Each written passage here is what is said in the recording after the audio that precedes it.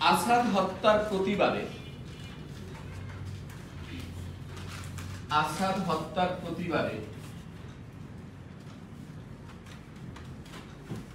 24 জানুয়ারি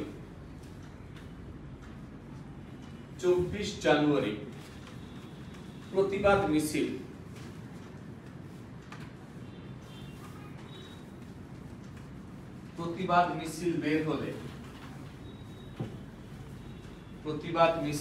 হলে পুলিশের গুলিতে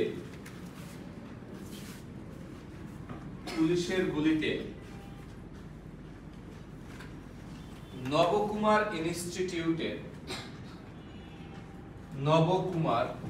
দশম শ্রেণীর ছাত্র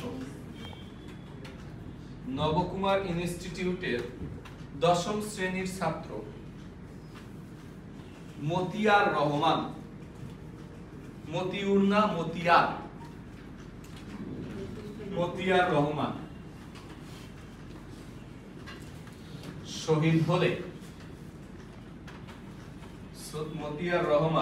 শহীদ হলে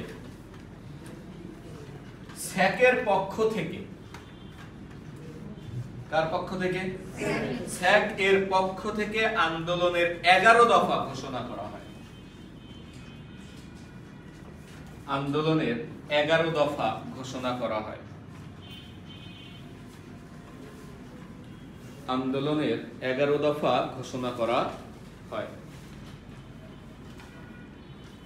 লেখা শেষ। এবার বলেন তো স্যাক কাদের সংগঠন ছিল? ছাত্রদের।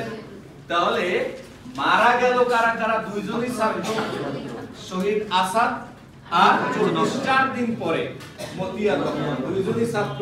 তাহলে ওখানেও রক্ত কারা ঝরালো? আন্দোলনের জন্য 11 দফা ছাত্ররা দিল নাকি মুরব্বীরা দিল? তখনও ছাত্ররাই দিল। তাহলে এই 24 তারিখে যে দুইটা ঘটনা ঘটলো, একটা মতিয়ার রহমান শহীদ হলেন আর একটা 11 দফা ঘোষিত হলো। এই জন্য প্রতি বছর 24 জানুয়ারি আমাদের গণ অভ্যুত্থান দিবস পালিত হয়। লিখেন, এজন্য প্রতি বছর